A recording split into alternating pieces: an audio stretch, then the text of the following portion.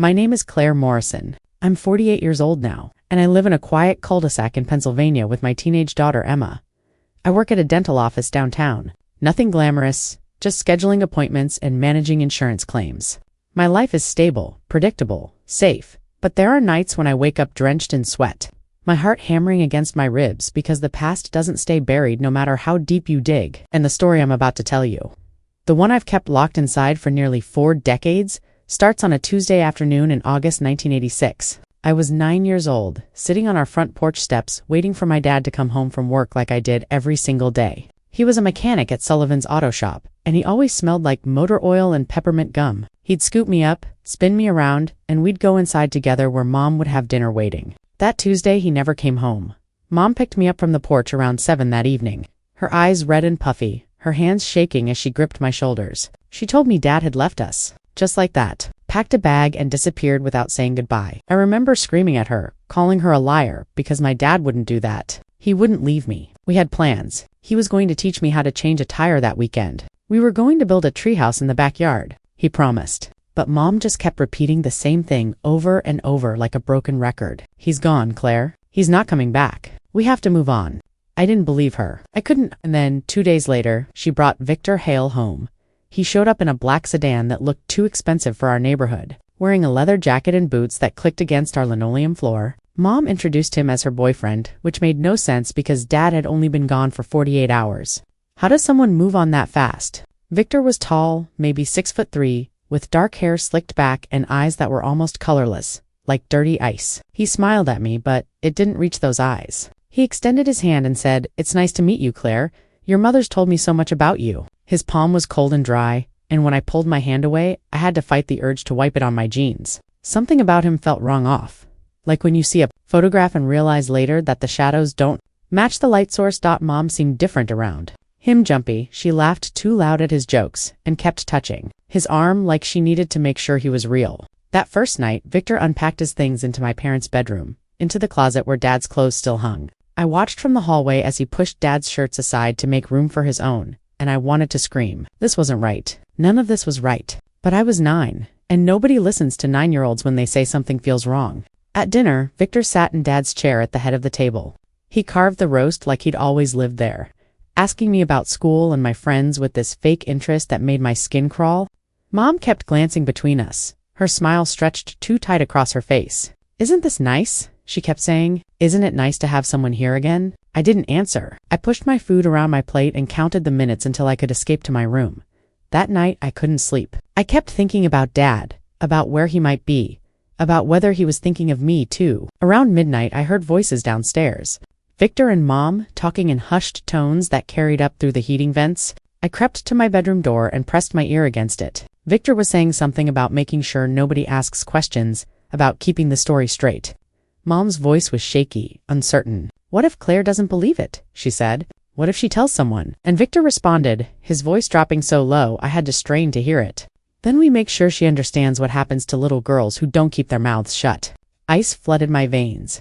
I backed away from the door and climbed into bed, pulling the covers over my head, trying to convince myself I'd misheard. A week passed. Victor inserted himself into our lives like he'd always been there, rearranging furniture, changing the TV channels, making decisions about what we ate and when we went to bed. Mom let him. She seemed smaller somehow, diminished, like she was shrinking into herself. I started avoiding them both, spending as much time as possible in my room or at my friend Jessica's house down the street. I didn't want to be around Victor. I didn't want to see him sitting in Dad's chair or wearing Dad's bathrobe or drinking from Dad's favorite mug. One afternoon, exactly 1 week after Victor moved in, I was lying on my bedroom floor doing homework when I noticed something wedged beneath my bed, something that hadn't been there before. I reached under and pulled it out, and my entire world tilted sideways. It was Dad's watch, the silver Timex with the brown leather band that he never ever took off. I'd asked him about it once, and he told me his father had given it to him, that it was the most valuable thing he owned. And here it was, under my bed, still ticking. The second hand sweeping around the face like nothing was wrong. But something was very wrong, because on the clasp, dried and brown and unmistakable, was blood.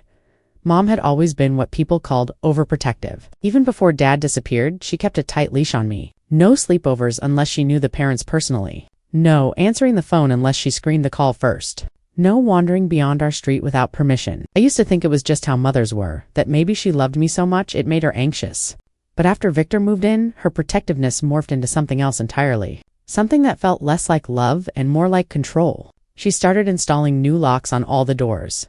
Heavy deadbolts that required keys from both sides. She told me it was for safety, that the neighborhood was changing, but we lived in the safest part of town. Nothing ever happened here. She wouldn't let me go into the basement anymore. Said there was black mold down there, and the air was toxic. She kept the door locked and the key on a chain around her neck. And whenever I tried to talk about Dad, asked when he might call or whether he'd sent a letter, her face would go rigid and cold. He left, she'd say, her voice sharp as broken glass. He chose to leave us, Claire. He doesn't want to be found. Don't ask again. But the thing was, I couldn't stop asking, because nothing about Dad leaving made sense. His clothes were still in the closet until Victor threw them out. His tools were still in the garage. His favorite coffee mug sat in the cabinet. What kind of man leaves everything behind, including his daughter, without a single word? I'd lie awake at night holding his watch, running my thumb over the dried blood on the clasp, and I'd make up stories. Maybe he was in witness protection. Maybe he was kidnapped. Maybe he had amnesia and couldn't remember us. Anything except the truth Mom kept insisting on, that he'd simply stopped loving us and walked away. Victor seemed to encourage Mom's new paranoia. He'd whisper to her late at night when they thought I was asleep, their voices carrying through the walls. I couldn't make out most of what they said, but I caught fragments. Keep her close. Don't let her talk to anyone. We can't risk it. Risk what? I wanted to scream. What are you so afraid of? During the day, Victor watched me with those cold, colorless eyes, tracking my movements through the house like I was a prisoner he'd been assigned to guard. He started driving me to school instead of letting me take the bus, walking me right to the classroom door. Mom said it was because he cared, because he wanted to be a good father figure. But it didn't feel like care. It felt like surveillance. Then the strange incidents started. Little cracks in Mom's carefully constructed story. 3 weeks after Dad vanished, my third-grade teacher, Mrs. Carmichael, pulled me aside after class. She was a kind woman with gray hair and reading glasses on a beaded chain. She knelt down to my level and asked very gently where my father had been that morning. I didn't understand the question. What do you mean? I said. She looked confused. I saw him, Claire. He was standing by the fence near the playground watching. I thought maybe he was waiting to pick you up early. My heart nearly exploded out of my chest. You saw my dad when? She said around 9:30 during recess. He'd been wearing a blue jacket and a baseball cap, standing in the shadow of the oak tree. But when she waved at him, he turned and walked away quickly, almost like he didn't want to be seen. I ran home and told Mom immediately. Mrs. Carmichael saw Dad. He was at school. He's here. He didn't leave. Mom's face went white, then red, then white again. She grabbed my shoulders hard enough to bruise. Mrs. Carmichael is mistaken, she said. She saw someone who looked like your father. People make mistakes all the time, but I could see the panic in her eyes, could feel her hands shaking against my arms. That night I heard her and Victor arguing. He was there, Victor. He's watching. And Victor's response, calm and cold. Then we need to be more careful. We need to make sure she doesn't see him. Make sure she doesn't see him. What did that mean? Why wouldn't Mom want me to see my own father? The incidents continued. My best friend Leela Benson lived 4 houses down and we'd been inseparable since kindergarten. One Saturday afternoon, she came running to my door, breathless and excited. Claire, I just saw your dad's truck. The blue Ford. Right? It was parked by the woods behind your house. I wanted to race to the window to look for myself, but Mom appeared behind me like a ghost. Leela, she said, her voice sugary, sweet, and terrifying. You must be confusing your memories, honey. Claire's father left town. He doesn't live here anymore. Leela looked confused. But I just saw it, Mrs. Morrison, like 10 minutes ago. Mom's smile didn't waver, but her hand clamped down on my shoulder. You saw someone else's truck, dear? Lots of people drive blue Fords now. Run along home. After Lila left, Mom turned to me with that same rigid expression. Your father is gone, Claire. Anyone who tells you otherwise is lying or confused. Do you understand? My Uncle Raymond showed up one Sunday afternoon, Dad's younger brother who I'd always adored. He had Dad's same laugh, same crooked smile. He asked if he could take me to the park, maybe get ice cream, spend some time together. Mom lost it. She stood in the doorway blocking his path and told him he wasn't welcome. That Dad had made his choices and Raymond needed to respect our boundaries. Uncle Raymond looked stunned. Evie, he said, what the hell is going on? Let me talk to Claire. I just want to make sure she's okay. And Mom said something I'll never forget. Her voice dropped low and venomous. My daughter is fine. Her father was dangerous. Raymond. He was unstable. And if you keep coming around here asking questions, I'll file a restraining order. Do you understand me? Uncle Raymond stared at her like he didn't recognize her. Then he looked at me, standing behind Mom in the hallway, and I saw something like pity cross his face. Before he left, he slipped me a piece of paper with his phone number. "If you ever need anything," he whispered. "Anything at all." Mom snatched the paper from my hand the second he drove away. Everything she said felt off, like she was rewriting reality as the words left her mouth. Dad wasn't dangerous. He wasn't unstable. He was the kindest, gentlest man I'd ever known. So why was Mom trying to convince everyone, including me, that he was some kind of threat? What was she hiding? What was Victor making her hide? The lies piled up so high I couldn't see over them anymore. I started keeping a journal, writing down every contradiction, every strange thing Mom said, every time someone claimed they'd seen Dad when Mom swore he was gone. I hid the journal inside my pillowcase, along with Dad's watch. They were my evidence. Proof that I wasn't crazy, that something terrible was happening, even if I didn't understand what. One night, about 2 months after Victor moved in, I woke up thirsty around midnight. I crept downstairs to get water, trying to be quiet so I wouldn't wake anyone. But when I reached the bottom of the stairs, I saw light coming from the kitchen. I heard the sound of running water. I peeked around the corner and saw Victor standing at the sink, feeding papers into the basin one by one. He'd light each paper with a lighter, let it catch fire, then drop it into the sink where water would extinguish the flames. The smoke detector had been disabled. I could see it hanging loose from the ceiling.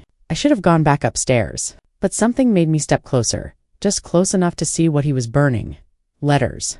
Envelopes with my name written on them in handwriting. I recognized instantly. Dad's handwriting? His distinctive scrawl with the looping C and the way he always dotted his I's with little circles. Victor was burning letters my father had sent to me. Letters I'd never received. How many had there been? How long had Dad been trying to reach me while Mom and Victor intercepted every attempt? Victor must have sensed my presence because he turned around slowly, the lighter still flickering in his hand. His face showed no surprise, no guilt. Just that same cold calculation. "You should be in bed, Claire," he said softly. I couldn't move, couldn't speak. He took a step toward me and I finally found my legs racing back up the stairs and locking myself in my room. I dragged my dresser in front of the door and sat with my back against it until morning, Dad's watch clutched in my fist, wondering what kind of monster my mother had invited into our home. I turned 12 in October, and by then, I'd learned how to move through our house like a ghost. I knew which floorboards creaked, which doors squeaked, where to stand so the shadows hid me. I'd become an expert at being invisible because visibility around Victor felt dangerous. Mom had stopped asking me questions about school or friends. She only spoke to me in clipped commands. "Finish your homework. Clear the table. Go to bed." It was like living with a stranger wearing my mother's face.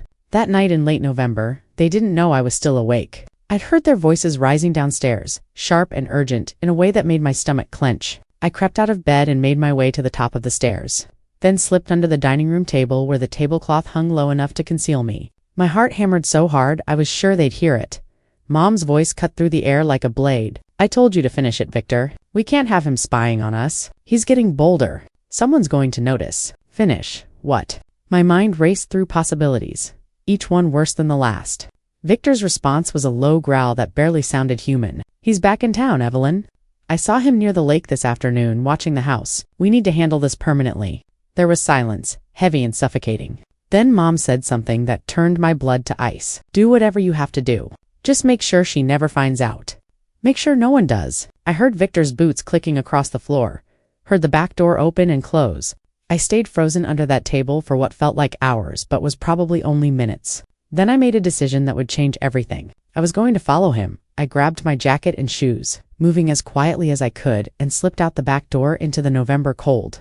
Victor was already halfway down the street, a flashlight beam cutting through the darkness ahead of him. I kept my distance, staying in the shadows between streetlights, my breath coming out in small white clouds. He walked with purpose toward the old part of town, past the shuttered gas station and the abandoned drive-in theater, heading toward the lake. The docks had been closed for years after someone drowned there, but people still used them sometimes for fishing or smoking cigarettes where their parents wouldn't find them. Victor's flashlight swept across the weathered planks as he walked out over the water. I hid behind a cluster of trees on the shore, close enough to see but far enough that he wouldn't spot me. That's when I heard it. The splash. Heavy and deliberate, like something weighted had been thrown into the dark water below. My entire body went rigid with terror. What had he just disposed of? What had he thrown into that lake? I should have run home. I should have called the police. But I was 12 and scared and nothing made sense anymore. So instead, I just stood there, rooted to the spot, watching as Victor turned and started walking back toward shore. I realized too late that I needed to move, needed to hide better. but my legs wouldn't cooperate. I stumbled backward, trying to get behind the boathouse, trying to disappear. That's when a hand clamped over my mouth from behind and another arm wrapped around my waist, pulling me into the shadow of the building. I tried to scream, but the hand pressed harder. Then I heard a voice, shaking and desperate and achingly familiar, whisper directly into my ear. "Claire, it's me. Don't scream. Please don't scream." I went completely still. That voice? I knew that voice better than my own. The hand released my mouth slowly and I turned around and there he was. My father, alive, real, standing in front of me like a ghost made flesh. But he looked wrong. He'd lost weight, maybe 30 pounds. And his face was covered in bruises in various stages of healing, yellow and purple and green. His clothes were dirty and torn. His hair, which he'd always kept neatly trimmed, hung shaggy and unkempt around his face. His eyes, though? His eyes were the same warm brown I remembered, but filled now with a fear so profound it made me want to cry. "Dad," I breathed, barely able to force the word out. "Why did you leave us? Where have you been?" He shook his head frantically, glancing toward the docks where Victor had disappeared. "I didn't leave, sweetheart. I never left. Your mom told everyone I was dead. She and Victor, they took everything from me. My job, my house, my rights. I've been hiding, living in my truck, trying to figure out how to get you back safely."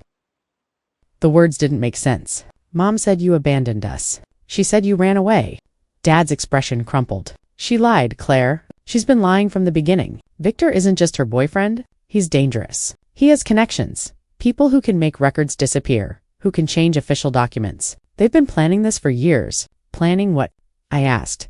But even as the question left my mouth, I wasn't sure I wanted the answer.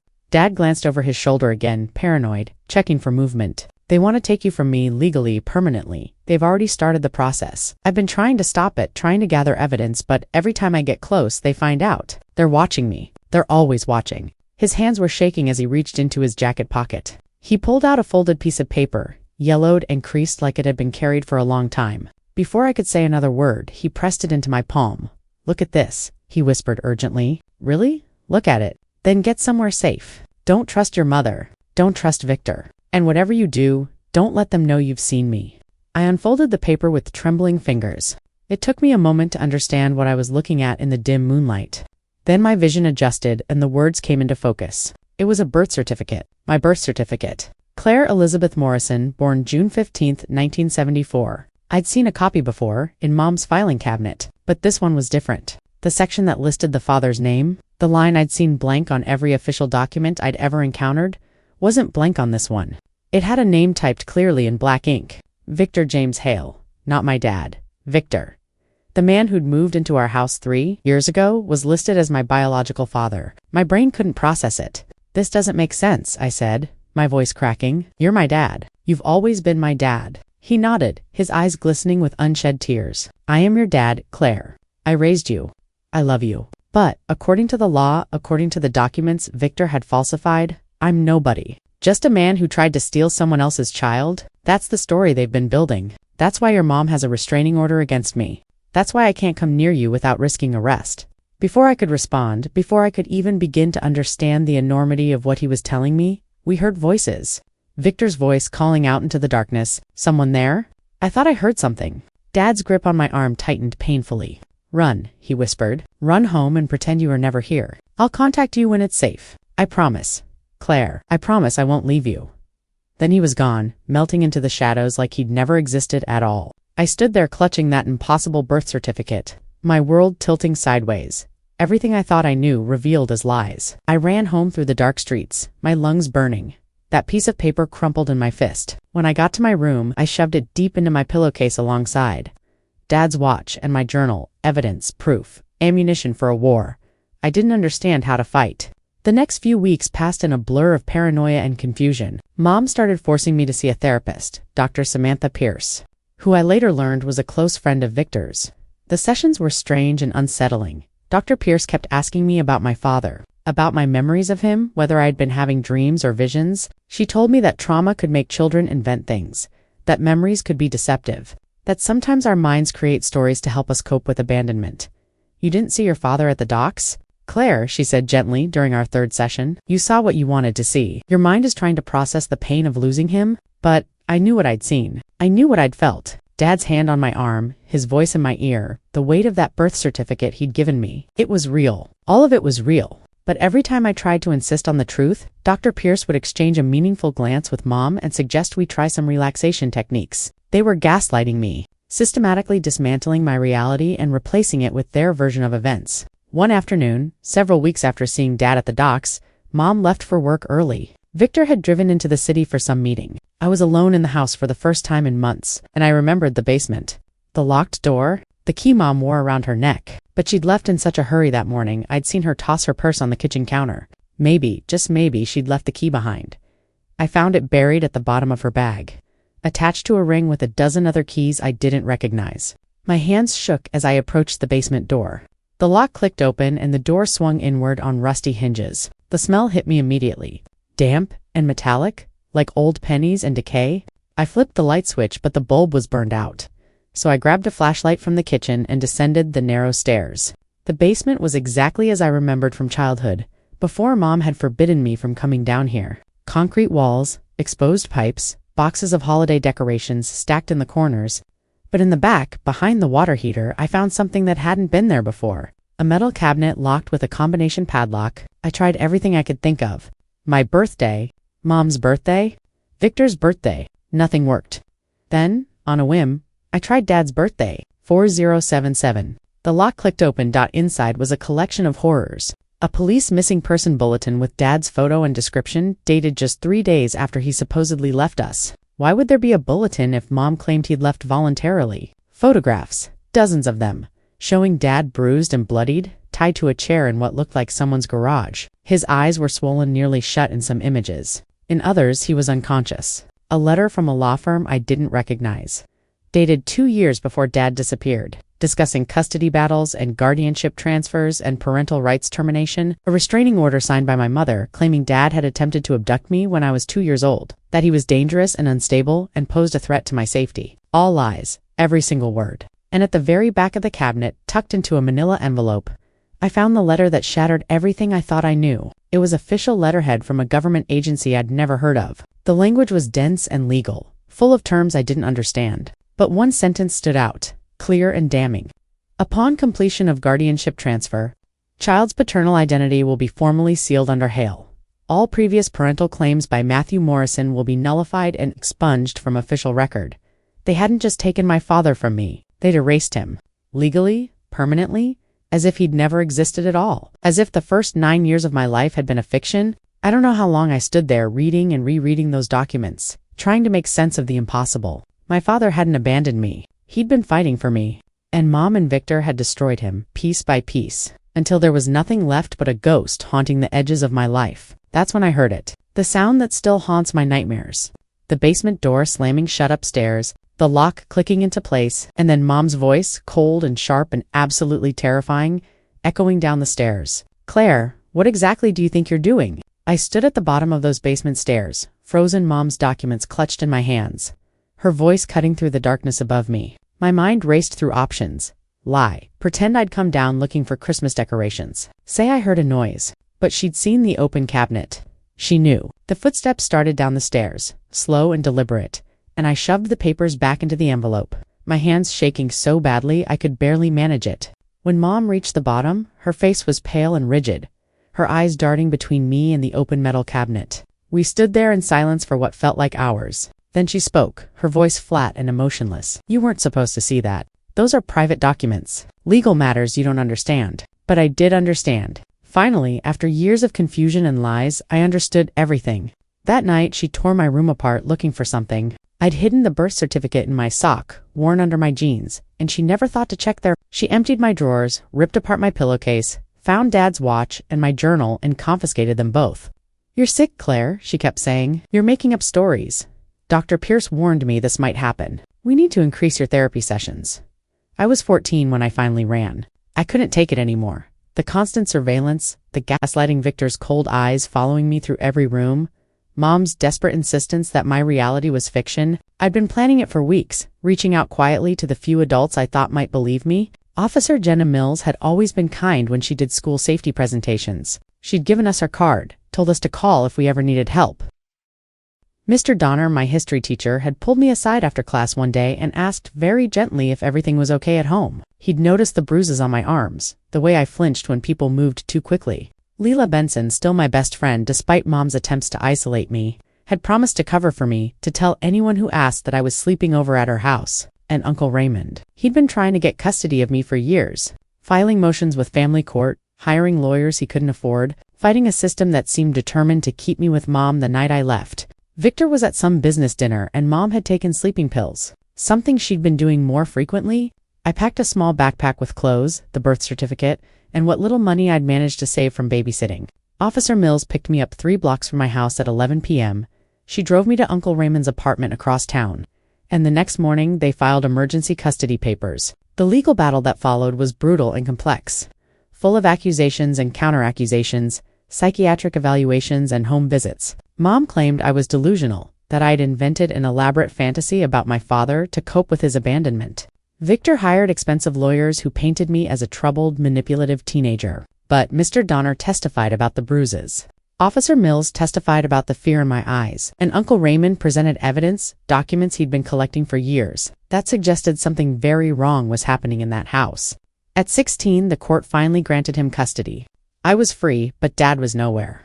Uncle Raymond made inquiries, hired a private investigator with money he borrowed from friends. Officer Mills checked missing persons databases and contacted police departments in neighboring states. Nothing, no trace, no sightings, no leads.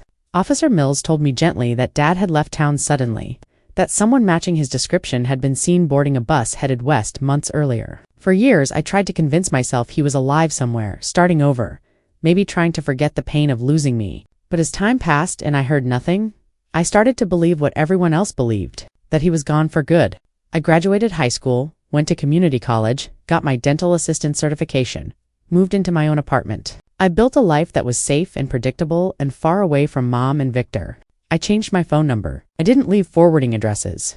I disappeared as thoroughly as Dad had. Then I turned 22. It was a Tuesday in June, my birthday, and I'd just gotten home from work when my phone rang. Unknown number. I almost didn't answer, but something made me pick up. The voice on the other end was rough and hesitant, like it hadn't been used in a long time. "Claire," it said. "It's Dad. I'm okay. I'm alive. I never stopped watching out for you." I dropped the phone, picked it up again with shaking hands. "Dad, is that really you? Where are you? Why haven't you contacted me?" The words tumbled out faster than I could control them.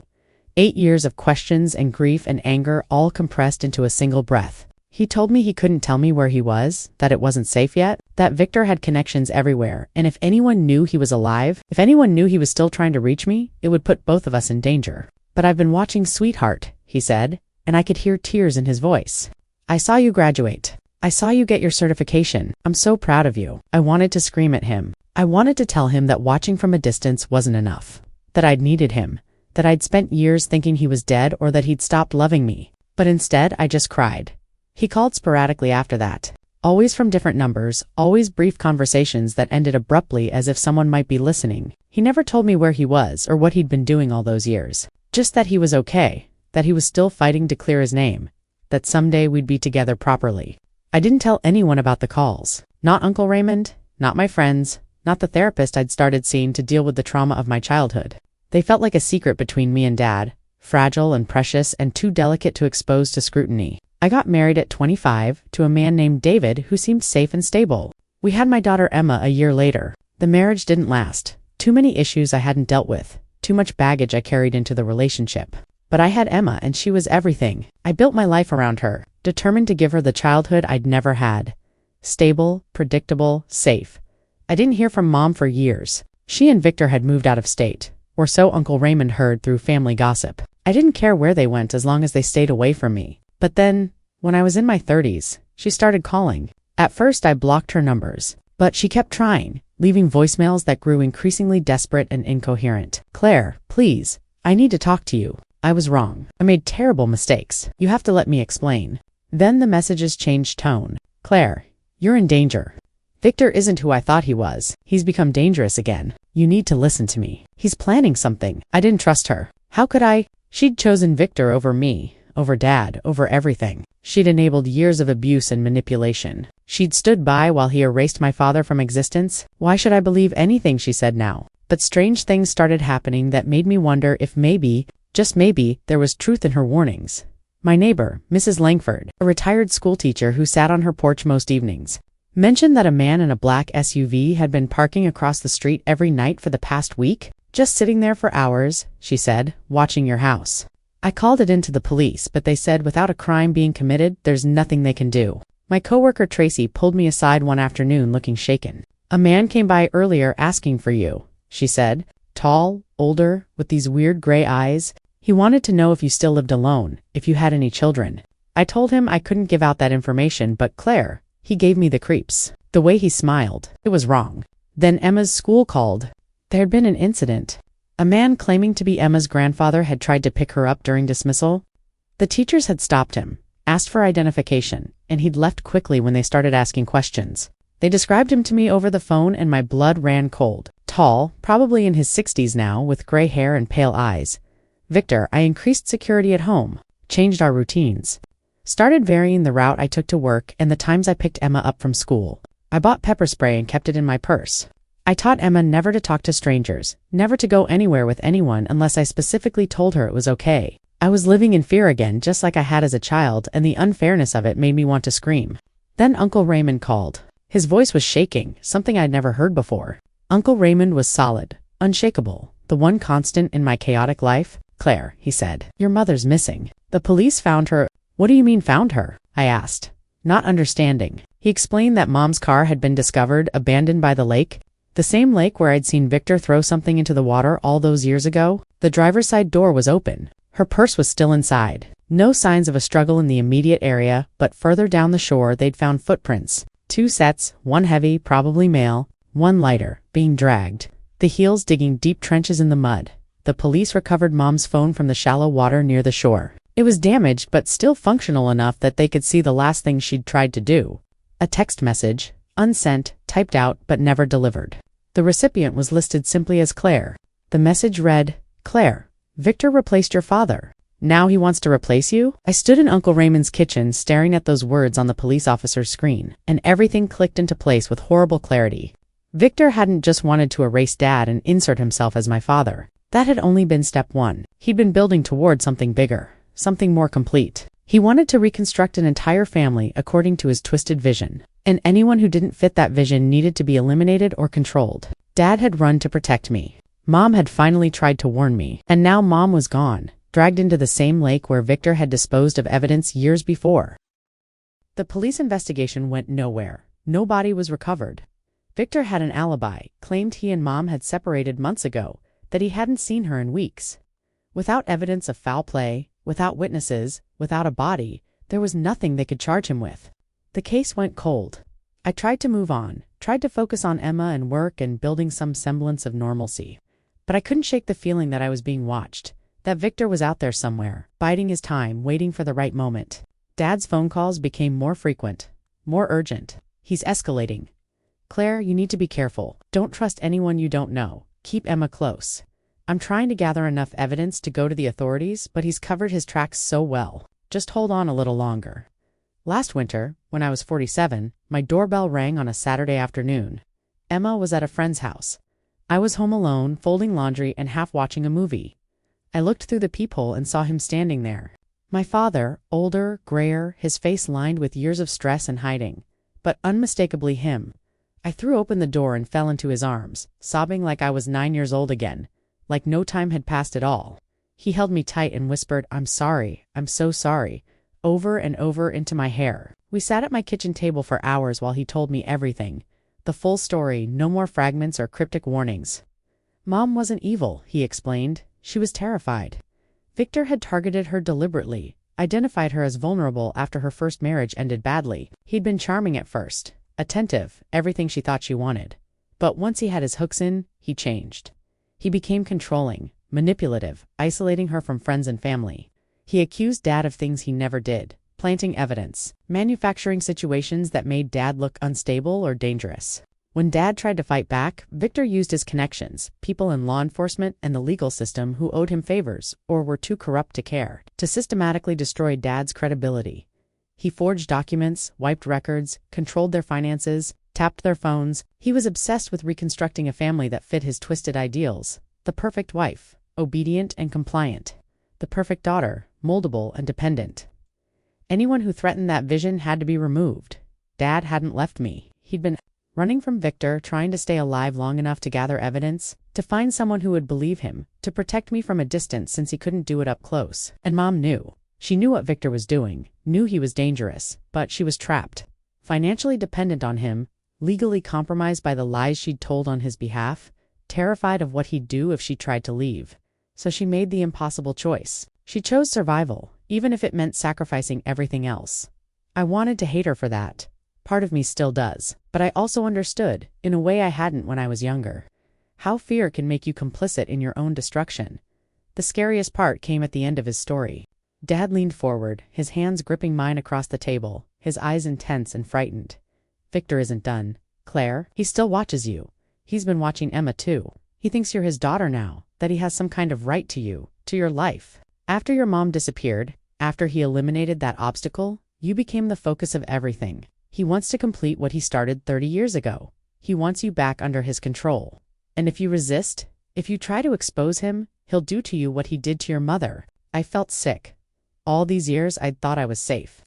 I'd thought distance and time had protected me. But Victor had been there all along, patient and persistent, waiting for his opportunity. We made a plan. Dad would go to the police with everything. He'd collected all the evidence he'd been gathering for decades. I would file for a restraining order. Document every suspicious incident, every sighting, every threat. We would expose Victor together, finally end this nightmare that had consumed our entire lives. 2 nights ago, everything changed. I was asleep when I heard it. A knock on my door at 3:11 in the morning, soft but insistent. I grabbed my phone, ready to call 911, and crept to the front door. Through the peephole, I saw him clearly. Victor, older now, probably in his late 60s. Thinner than I remembered, but still tall and imposing. Those same cold gray eyes that had haunted my childhood, that had watched me from across dinner tables and through hallway shadows. He was looking directly at the peephole, like he knew I was standing there, like he could see me even through the barrier. He smiled, and that smile was the most terrifying thing I'd ever seen, calm and confident and absolutely certain. Then he spoke, his voice soft and almost gentle. "Claire," he said, "it's time for you to come home now." I froze, every instinct screamed at me to run, to grab Emma and escape out the back door, to call for help. But I couldn't move. I was paralyzed by that voice, by the certainty in his tone, by the implication of his words. Home, as if I'd ever belonged to him. As if the house I'd fled at 14 was where I was meant to return. Then I saw movement behind him, another figure stepping out of the shadows on my front porch. Smaller, thinner, hunched slightly like someone who'd been broken and never properly healed. The figure moved into the pale glow of my porch light, and I saw her face. Mom. She was alive. Her hair was streaked with gray, her face gaunt and hollow, her eyes empty in a way that suggested something fundamental had been extinguished inside her. She stood behind Victor like a ghost, like a puppet whose strings he controlled, and she didn't say a word. She just stared at my door with those dead eyes while Victor smiled his terrible smile. Behind me, I heard Emma's bedroom door open. "Mom," she called out, her voice sleepy and confused. "Who's at the door?" And I realized with absolute clarity what Victor wanted. Not just me, Emma too. Another generation to control, to mold, to reconstruct according to his twisted vision of family. He'd taken my mother, he'd erased my father, he'd stalked me for 30 years, and now he was coming for my daughter. I turned away from the peephole and ran.